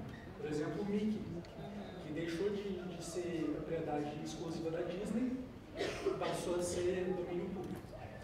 Também o Batman vai entrar, o Popeye. Eu queria que você comentasse um pouquinho a respeito disso e qual a sua visão a respeito disso. Tá? Obrigado. Tá, é uma resposta, parabéns pela pergunta. A outra também, parabéns. É uma pergunta bem pertinente. Eu não falei domínio público, né? Então, quando acaba o prazo de proteção de qualquer propriedade intelectual, essa tecnologia ou essa obra artística, ela entra no que a gente chama de domínio público. E o domínio público é algo extremamente importante, né? Porque é onde eu não tenho mais esses direitos de exclusividade e eu posso utilizar. Em relação aos direitos autorais, eu ainda tenho que proteger os direitos morais, né? Principalmente de paternidade, Mas, o que acontece? Professora, o Mickey Mouse entrou em domínio público. Será mesmo? Sabe qual foi o Mickey Mouse que entrou em domínio público? A primeira versão proteção, do Steamboat, aquele ratinho, né? Parece um filhote de capeta. Parece um filhote de capeta, de acordo com o professor, palavras dele, não minhas. Né? Então é aquele que entrou no domínio público. Mas mesmo que venha entrar um outro, a gente ainda tem um outro problema, a marca. A maior parte desses desenhos viraram marca. E aí, eles ainda têm a proteção de todas essas marcas. Eu te garanto, se você tentar fazer qualquer coisa com o Mickey Mouse, você vai sofrer um belo processo. Então, assim, se criam, estou falando isso achando legal? Não. Se criam camadas e camadas de proteção que vão trazendo, né, um direito, às vezes, de propriedade intelectual super protegido. Né? Hoje a gente discute muito, e foi o tema da minha tese, inclusive o professor trouxe um livro para sorteio, e o tema é sobre isso, né? Que é sobre a sobreposição de direitos de propriedade intelectual. Ou seja, existem as sobreposições que são tranquilas, que é o que é óbvio que no celular eu vou ter marca, desenho industrial, patente, software, e aí essas proteções todas combinadas é um tipo de sobreposição, mas ela é ok. Agora, outra coisa é algo que era do direito autoral, viveu, usou, né, gozou de todos o que o direito autoral vem, agora virou uma marca. Pô, mas o direito de propriedade intelectual ele não é temporário, ele não é um direito que... Mas o Mickey não era uma expressão artística e agora ele virou um signo distintivo e daqui a pouco ele vira um desenho industrial e eu tenho uma outra proteção. Então, assim, qual que é a função realmente de cada um desses direitos? Quando é que isso vai cair em domínio público? Porque nós, como temos esse interesse de que algo entre em domínio público e eu possa ter segurança para utilizar aquilo como domínio público. Então, é uma discussão extremamente complexa de ser feita. Respostas? Nenhuma, apenas dúvidas. Oi? Fala alto. Oi? Não foi não. Alô? Agora foi. Oi, agora foi. Boa noite, meu nome é Luana Cristina. Eu já agradeço aqui pela apresentação, que foi muito rica. Eu tenho duas perguntas. Uma até envolve a pergunta da professora Patrícia, que é também em questão da imagem. Porque a gente tem muitas marcas que têm imagem parecida, como o Ori e Negresco. A outra pergunta seria envolvendo propaganda. Como que funciona o uso da imagem de rival na propaganda, como a Pepsi e a Coca-Cola, que fazem bastante? Tá, vamos lá. Vamos voltar. Vamos responder primeiro a segunda pergunta, depois a gente volta para a primeira. Né? A segunda questão ela está mais voltada para a questão de propaganda. Né? E nós temos, né, professor, dentro do direito empresarial, algo relacionado a isso. Né? Então, talvez eu não vá conseguir lembrar de tudo agora, mas de não ter problema de você... Algumas propagandas, quando eu tenho dois rivais, isso nem sempre é problemático. Né? Se eu não estiver causando... Né? Dentro da concorrência desleal, você tem algumas coisas que são consideradas leais e outras que são consideradas desleais. Então, você tem um rol, né, de como isso vai poder acontecer, de você fazer essa comparação entre marcas. Entre Coca-Cola e Pepsi e tudo mais. Mas a Coca-Cola é um segredo industrial. Né? Então, ela não é protegida por patente, só tem a marca. Né? Eu não sei se o professor, alguém pode me salvar nessa pergunta. Não, eu vou fazer só, eu posso fazer um comentário, não é bem sobre isso, mas vou te dar um exemplo clássico que acabou parando no direito civil, que não tem diretamente ligação com a marca, assim, de proteção da marca em si, mas tem a ver com exclusividade. É o caso do Zeca Pagodinho, não sei se vocês já ouviram falar, sambista, notório, conhecido no Rio de Janeiro, que só tomava cerveja Brahma. Fazia propaganda com a Brahma, gratuitamente, até que ele foi convocado para ser garoto propaganda da Brahma. E aí começou a fazer propaganda da Brahma. Nesse intervalo, ele recebeu uma proposta milionária da Skin Carioca, que era uma cerveja que inicialmente ninguém gostava no Rio de Janeiro, tinha um estigma péssimo, entendeu? Falava esquinca do mamã. E aí resolveram usar o Zeca Pagodinho para poder melhorar essa imagem da marca. E o que aconteceu? O Zeca Pagodinho violou a cláusula de exclusividade, a multa foi paga pela Skin e isso terminou no judiciário, como um caso de violação do terceiro cúmplice. Então, no final das contas, houve uma condenação em que um terceiro, alheio ao contrato, que foi a Skin, foi condenado a pagar a multa e todos os danos que foram causados por conta dessa teoria do terceiro cúmplice, que é uma flexibilização da relatividade dos efeitos dos contratos. Então, é um caso clássico que a gente estuda em princípios contratuais. Não falei diretamente da marca, mas eu acho que atende de certa forma. Então, essa foi para o direito civil, e aí essa criação, essa figura do terceiro cúmplice é uma figura anglo-saxã que acabou sendo adotada também em alguns países de sistemas de romano-germânico. Foi até na época que eu fiz a minha monografia de graduação sobre essa figura do terceiro cúmplice, porque estava surgindo, fui lá em Priscas Eras, né, na época, tem poucos anos, né, pouco tempo, né, na época o julgado nem tinha, não era definitivo, só tinha um processo, então foi resolvido na esfera do direito civil. Porque acabou, ele fez a propaganda, porque foi o seguinte, ele não só violou a cláusula de exclusividade, como a propaganda dizia assim, eu gostava dessa, mas agora estou com aquela, agora larguei aquela e estou com essa. Aí aparecia, tipo assim, como eu bebia Brahma, mas agora acabei com a Brahma e só bebo skin. Então, imagina o que gerou também em termos de dano à marca. Também tem uma outra coisa bem interessante em relação às expressões de propaganda, que até pouco tempo nós não podíamos proteger expressões de propaganda como marca. Então, tipo, Brahma seria número 1, acho que esse que era o slogan, né? Número 1, slogans, né? Então, expressões de propaganda, Brastemp, como é que era Brastemp? Não é assim uma Brastemp. Não é assim uma Brastemp, Consul, todas elas têm um jargão assim, né? Mas recentemente começou-se a permitir a proteção dessas marcas de expressão também, dessas expressões de propaganda. Mas a tua primeira pergunta que foi mesmo? Foi em relação também ao uso da imagem como direito de ordem. Aí não é direito de imagem, né? Porque quando a gente fala em direito de imagem, é um direito mais civil também, né? Professora, direito constitucional. Né? Então, relacionado à imagem de pessoas. Né? Aí nem é direito autoral, porque aí você tem que ter um outro tipo de produção, é autorização de uso de imagem. Apesar de que, por exemplo, algumas eles se encontram com direito autoral. Por exemplo, a palestra aqui tem produção autoral. Então, eu estou falando, né? Então, por exemplo, para dispor esse vídeo tem que ter minha autorização, Mas, ao mesmo tempo, aqui também tem o meu direito de imagem e o meu direito de voz. Né? Então, a minha figura e a minha voz são protegidas por direitos constitucionais. Né? E aí que é outra coisa que não é direito autoral. Mas, assim, a Negresco e Escureto, eu não sei qual que é a história por trás deles, porque eles são muito parecidos, né? Não sei se existe dentro do direito de marca também o que a gente chama de acordo de convivência. Não sei se eles têm um. Que é, então, a possibilidade de duas marcas muito parecidas conviverem. Né? Então, por exemplo, eu já tive alguns clientes que usavam uma marca lá no Maranhão, parecida com uma do Rio Grande do Sul, e eles foram notificados, eu entrei em contato com a marca e falei assim, não dá para os dois conviverem? Né? Você permite? Então vamos fazer um acordo de convivência? Vamos. Aí a gente estabelece as regras de como essas duas marcas vão coexistir. Enfim, então isso também é possível. Eu não sei se é o caso, né? Ou se já existe de repente um processo judicial onde eles estão discutindo. Eu não sei qual é a situação. Mas que são marcas que a princípio geram conflito, com certeza.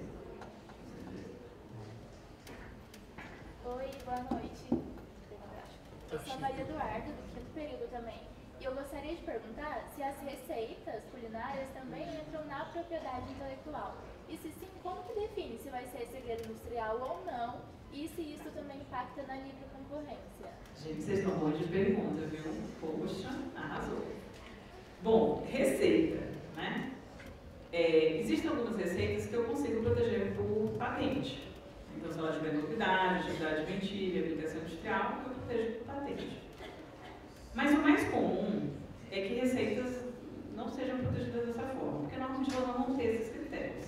Né? A não ser que sejam assim, coisas mais industriais. Né? Quando é algo industrial, você consegue proteger, mas uma receita, tipo, como eu faço uma moqueca, não dá exatamente para proteger. Né? Prato, bolinho de feijoada, é bem difícil. Né? Mas as receitas industriais, sim. Por exemplo, lá na minha universidade, a gente tem um curso de tecnólogo em alimentos. Então, os alunos, eles produzem, eles fazem o trabalho de conclusão de curso deles, eles fazerem o produto deles. Então, a gente já conseguiu proteger várias coisas deles. Por exemplo, eu vou participar de um concurso de culinária, quero proteger a minha receita. Aí você já não consegue exatamente proteger. Então, posso proteger por segredo industrial? Talvez você consiga. O problema do segredo industrial é que ele não é muito fácil de você proteger por segredo, né? O professor Denis, ele sempre dizia isso. A forma mais forte de proteção é o segredo industrial.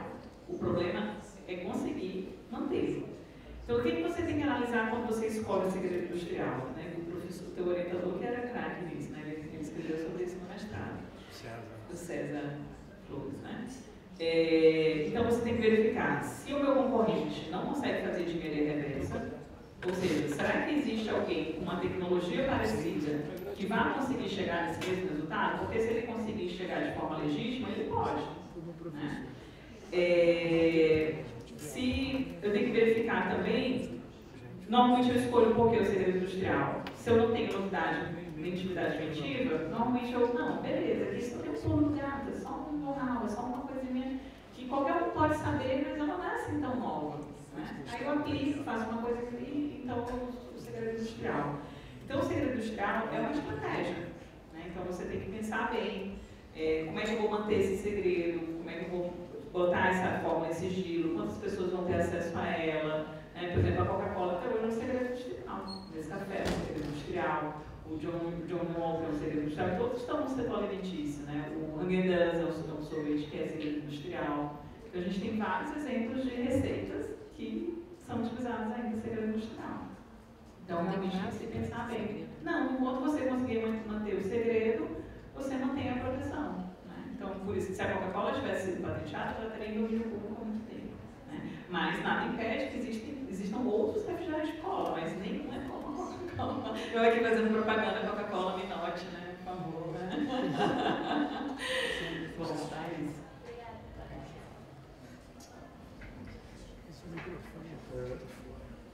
Olá, boa noite. Eu sou Gabriel Antônio. Eu tenho duas perguntas. Uma primeira decorrente dessa, que é, assim, eu saí um pouquinho, então não sei se você falou isso. Mas em relação ao segredo industrial, vamos supor, a Coca. Se eu descubro a fórmula da Coca e eu vou lá e patenteio. Não pode. Não tem novidade. Não tem novidade. Tá, beleza. E a segunda seria uma pergunta mais aberta, mais genérica, para você falar sobre como é que o direito à propriedade intelectual está recepcionando a inteligência artificial. Porque tem surgido alguns debates, por exemplo, agora o Estúdio Ghibli estava sendo facilmente reproduzido. Eu gostaria que você falasse um pouco. Tá, beleza, eu vou falar. Te jogou bom, assim, toma bomba. Não, mas essa aí é uma delícia, essa questão, né? Porque ela é bem complexa, lógico que ela é complexa, né? Porque assim, nós temos duas questões, que assim, eu vou abordar, né? Duas questões bem, que eu considero as mais interessantes nessa questão, que estão sendo discutidas mundialmente. Antigamente a gente se preocupava no início da inteligência artificial, foi ontem, mas por uma tecnologia que avançou muito rápido, principalmente depois do ChatGPT, porque assim, uma coisa eram as discussões que a gente tinha da IA antes do ChatGPT e outras depois do ChatGPT. Acho que tudo o ChatGPT foi bem revolucionário em relação a isso, né? Antes do ChatGPT, a gente se preocupava muito com o output, né? Então, o que saía da inteligência artificial? Principalmente no direito autoral, era a quem pertence, quem é o autor ou quem é o titular daquela obra que é produzida por inteligência artificial. E aí começaram a surgir, nesse aspecto sobre o output, então sobre a saída, três correntes. Né? Uma de que os direitos seriam da IA, que para os direitos de personalidade isso não tem muito cabimento ainda, né? Porque essas coisas podem mudar no futuro. Né? Quem sabe um dia a IA possa ter um direito de personalidade, mas no momento não tem. Que esse direito seria do programador, né? Então ele que ali fez o código, né? Algumas pessoas que fizeram o código, ou o dono da empresa, né? Ou a aquilo seria de domínio público. E aí nós tivemos, né, várias teses escritas nesses sentidos. Enfim, provavelmente a tese, assim, o direito da propriedade intelectual, ele vem sendo, a gente vem perdendo esse romantismo do direito de personalidade, do autor, com essa pessoa, e vai caindo mais para o direito econômico, né? Então o software é a prova disso, a proteção do software por direito autoral, na minha opinião, é a coisa mais esquisita que existe na face da Terra, porque na verdade você tem um bem híbrido, né? A gente quer proteger por direito autoral, algo que na verdade não é, eu não compro um programa de computador porque eu vou ler aquele código, vou expor na minha sala. Eu compro um programa de computador pela função que ele exerce, né? E a função não é protegida. E ao mesmo tempo eu tenho uma proteção de 50 anos para algo que em 6 meses vai ficar obsoleto, né? Então assim, é uma proteção que não tem nada a ver com, né, a história do Brasil. E por outro lado, agora a discussão ela rola muito mais para o input. Então assim, existe, que é o que a gente chama lá da mineração de dados, né? Existe proteção para, porque como é que a IA, como é que ela funciona? Ela precisa de uma massa de dados muito grande, um big data, um monte de informação para fazer uma imagem. Então, como é que o do estúdio Ghibli fazia, né? Aquelas imagens, pega um monte de desenhos dele, estuda o traço e dá, então, o resultado. A discussão que se faz é, quando ocorre essa mineração de dados, ou machine learning, né? Quando essa máquina aprende com isso que está disponível, ele está infringindo direitos autorais, né? Isso é um bom tema, porque a gente vê na época de monografia, está legal escrever sobre isso. Será que isso infringe direitos de propriedade intelectual? Né? Então se começou a discutir sobre a possibilidade de remuneração pelo machine learning. Então assim, você vai usar a minha base de dados, então pague tanto para poder reproduzir isso, para poder fazer uma terceira obra. Mas isso tudo está sendo discutido no mundo inteiro. Você tem legislação jogando para tudo quanto é lado. A principal é da União Europeia, né? E saiu agora, acho que no final do ano passado, a AI Act, né? Que vem já expondo algumas coisas em relação a esse tema. E vamos aguardar nos próximos capítulos. Né? Muita coisa para ser discutida. Posso fazer uma colocação? Só a título de informação, não sei se vocês conhecem a BIA. A BIA é a inteligência artificial do Bradesco.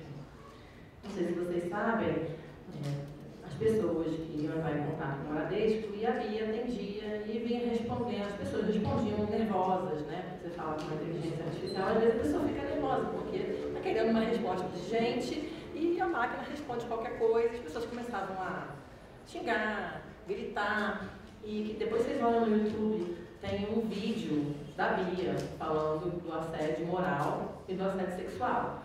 Então, olha que interessante, uma inteligência artificial que também fez um vídeo, né, advertindo as pessoas em relação a assédio. Então, ainda não estamos nessa fase, né? A inteligência artificial ainda não é considerada uma pessoa, não é um sujeito de direito. Mas será que vamos caminhar para lá? Quando eu vi o vídeo, eu não sabia se eu ria, se eu ficava espantada, a BIA falando, né? Porque cuidado com as palavras, porque isso pode ser bullying, assédio moral, assédio sexual. Aí eu fiquei bem, bom, como é que eu vou reagir a isso, né? Porque não é uma pessoa, é uma inteligência. Então, será que um dia uma violação à inteligência artificial com palavras injuriosas vai gerar responsabilidade civil? Porque eles aproveitaram essa situação para conscientizar sobre outras situações que são graves, mas que não são dirigidas a uma pessoa. Então, olha que interessante. Uma questão que se coloca.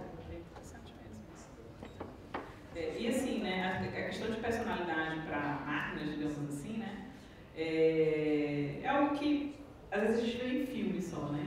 Uma coisa. Mas, por exemplo, na Arábia Saudita deram personalidade jurídica para a Sofia, né, que é uma humanoide, né?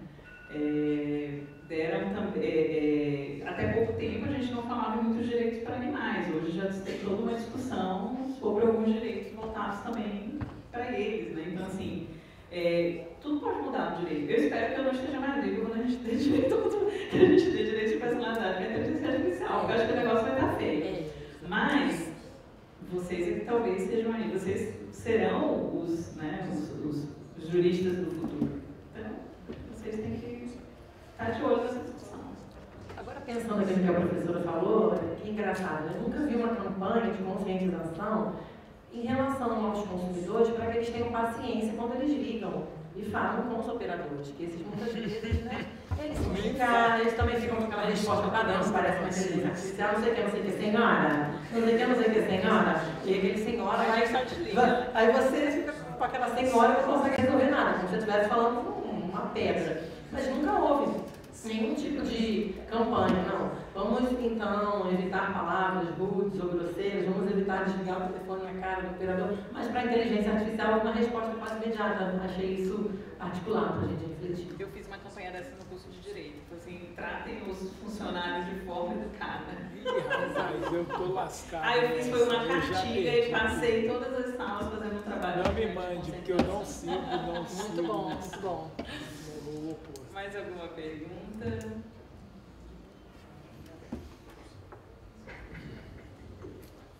Muito legal, pessoal. Parabéns pela participação de vocês. Muito obrigado pela presença. Essa presença sempre nos motiva, como eu disse, a fazer mais e a fazer melhor. Já já nós vamos fazer um sorteio, ok, de uma obra pela professora Heloísa. E eu, antes de fazer o encerramento aqui da nossa atividade, eu quero uma pergunta que eu iria fazer à professora Heloísa, eu deixo para vocês, certo? Que pergunta é essa? Vocês vão lembrar que, pouco tempo atrás, nós vivíamos a crise sanitária da Covid, e naquela época nós discutimos uma questão que tem total relação com o que foi trabalhado aqui hoje, não é? Falávamos da questão do que se menciona, na minha opinião, equivocadamente, seria a quebra das patentes. Qual seria o termo mais técnico? O licenciamento compulsório. E aí nós temos em alguns momentos, trade-off, a escolha entre privilegiar esses direitos de propriedade ou, eventualmente, licenciar compulsoriamente. Então, eu gostaria que vocês refletissem um pouco sobre essa questão em particular. Eu acho que um ponto super importante, como mencionado aqui pela professora Heloísa, é nós pensarmos essa relação entre os direitos de propriedade intelectual e a inovação. E é errado nós pensarmos que inovação é uma coisa muito recente. Nós temos inovação há séculos, milênios. Posso citar aqui a invenção do fogo, da roda e muitas outras. A grande questão é que, a partir da evolução industrial, nós tivemos uma alteração muito drástica na velocidade das transformações. E o que caracteriza a sociedade atual não é a transformação em si, mas a velocidade com que essas modificações elas acontecem. Então, o primeiro dito ciclo de inovações, por exemplo, que se inicia ali por volta de 1785, ele dura 60 anos. O segundo, 55, o terceiro, 50, o quarto, 40 e alguma coisa. E hoje a suposta sexta onda de inovação, ela está prevista para se encerrar então somente 25 anos. Então isso nos deixa uma dificuldade cada vez maior para pensar não só os institutos jurídicos, mas o direito num sentido muito mais amplo. Foi mencionado aqui o nome do professor Túlio Ascarelli. Eu acho que talvez a maior lição que ele nos deixou foi a ideia de que se deve olhar os institutos a partir da sua função. E ele enfatizava muito a ideia da função econômica. Eu acrescento também a necessidade de nós olharmos os institutos na perspectiva da sua função econômica e também social. E os institutos olhados a partir das suas relações espaço-tempo, ok? Então, vamos pensar não apenas no direito positivo. Essa não é aqui uma fábrica de operadores do direito, eu detesto essa expressão, eu prefiro entender que nós somos uma fábrica de juristas. E, na minha opinião, quem é o jurista é aquele que compreende não apenas o direito positivo, mas o fenômeno jurídico. O fenômeno jurídico no seu entrelaçamento com a realidade que é psicológica, que é sociológica, que é jurídica, que é econômica e que é cada vez mais também, como foi dito aqui agora no final, uma realidade tecnológica. Então nós temos um desafio enorme de compreender essa sociedade que se transforma de modo tão velozmente. Esse desafio, ele nos é facilitado pela fala da professora Heloísa, que nos apresenta os fundamentos desse tão importante, vamos dizer, ramo do direito. Não vou colocá-lo no âmbito do direito comercial, como não vou colocá-lo só no âmbito do direito civil, como se ele fosse um sub-ramo. Nós vimos aqui a interface dos direitos da propriedade intelectual com o direito civil, com o direito comercial, com o direito trabalhista, não é isso? Daí concorrencial, daí o seu enorme desafio no que diz respeito ao estudo e reflexão. Portanto, eu agradeço muito a participação da professora Heloísa, foi um privilégio termos tido essa oportunidade de tê-la aqui conosco. A sua fala foi uma fala muito clara, muito didática, muito elucidativa e principalmente uma fala que nos deixa condições de muitas reflexões. Agradecemos muito pela sua participação, pela sua presença, pelo seu carinho com que tratou a todos nós. Em nome do curso de Direito, eu agradeço muito a sua presença. Vou passar aqui a palavra para o professor Leonardo, mas mais do que tudo, eu agradeço o Caton pela ajuda na interface, no suporte ao evento, a professora Patrícia, essa querida colega, grande amiga de sempre, parceira de sempre aqui na UF, e principalmente a vocês, pela presença, pela atenção e pela participação. Professor Leonardo. Bom, não vou tomar muito tempo, na verdade a gente vê como é que vai fazer o sorteio. Sei que isso vai ser um presente maravilhoso e agradecer em nome do departamento.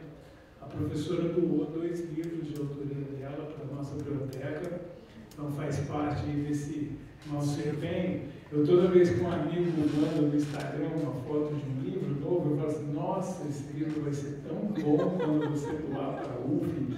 E aí já vou constrangendo. Tem um professor de Brasília que tem uma coleção de livros de administrativo. Eu fico assim, nossa, mas essa coleção vai ser tão boa quando vier para a UF. Eu já lembrei, tem mais de um ano que eu cobro ele. Não, vou enviar. Eu falei assim, não, mas eu até pago o frete, o problema é pagar o livro e tal. Então, assim, isso é muito importante aqui. A gente tem uma frota de pesquisadores que são incríveis. O que me motiva, às vezes, a estar em mais áreas diferentes. E aí, por isso que tenho batalhado um pouquinho na inovação tecnológica, a gente sonha, né? O Vinícius uma vez falou assim, eu gosto muito da ideia de você estar criando um sistema para a gente votar as reuniões departamentais por meio assíncrono. Então, o sistema está sendo gerido, a gente já aprovou no regimento e, quem sabe, a gente não vai ter a propriedade intelectual aí registrada de um software regrado aqui. Então, uma patente que a gente está, em breve, vamos registrar. E porque a gente pode, um monte de ponto de pauta, ninguém precisa nem se manifestar. Então, a gente consegue dar uma eficiência maior. Enfim, agradecer muito. A gente sabe o quanto é esforço vir ao Rio, e em especial a Volta Redonda.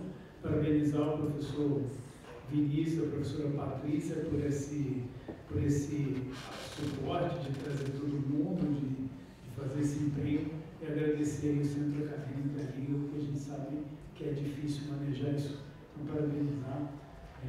Em meu nome, que fui chamado, porque o Vinícius pescado à força. Muito bom, muito obrigado. E encerrar, eu deixo para o chefe aqui da mesa. Pessoal,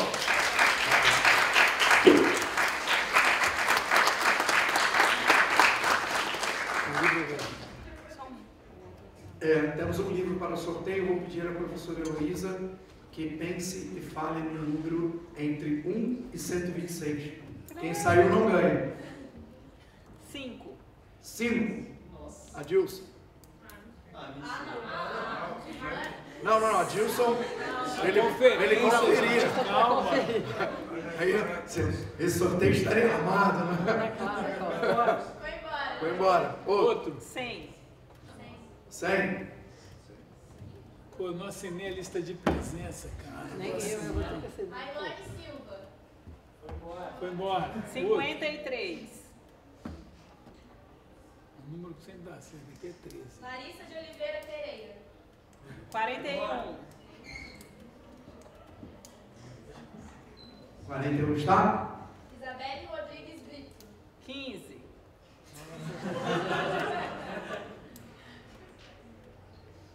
Bernardo Ferreira. 72. 72. Maria Laura Correia.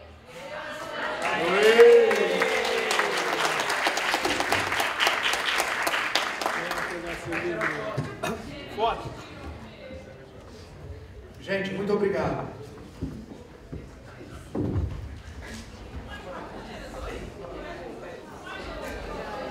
Dá para fazer uma foto aqui na frente? Quer? Uma foto com o livro aqui, pegando o livro. Ah, é?